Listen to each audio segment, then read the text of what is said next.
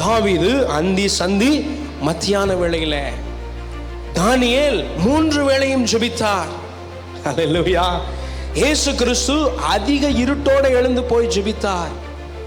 while it was still dark, இன்னும் இருட்டாதான் இருக்கு, விடியல, ஜெபிக்க போயிட்டார். முந்தின வசனத்தை படிச்சீங்கன்னா தான் அந்த கான்டெக்ஸ்ட் விளங்கும். அந்த பின்னணி என்ன தெரியுமா?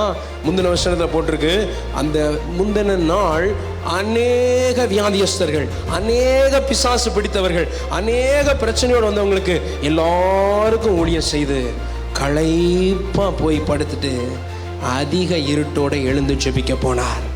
ஆமென். இயேசு கிறிஸ்து டைம் செட் பண்ணி ஜெபிக்கணும் கரெக்டாக, ரெகுலராக. ஆனால் எந்த சமயத்திலும் என்றால் ஆங்கில வேதாகமத்தில் போட்டிருக்கு, ப்ரே அட் ஆல் டைம்ஸ். நீ சந்தோஷமாக இருந்தாலும் ஜெபம் பண்ணு, நீ துக்கமாக இருந்தாலும் ஜெபம் பண்ணு. ஹல்லேலூயா. ஆமே. நல்ல சூழ்நிலை, நல்ல கானான் தேசம் போல இருக்கா, ஜெபம் பண்ணு. வனாந்தரமாக இருக்கா, ஜெபம் பண்ணு. ஹல்லேலூயா. நீ சந்தோஷமாக இருந்தாலும் ஜெபம் பண்ணு, துக்கமான காரியமாக இருந்தாலும் நீ ஜெபம் பண்ணு. எந்த சமயத்திலும் நாம் ஜெபிக்க வேண்டும். ஹல்லேலூயா.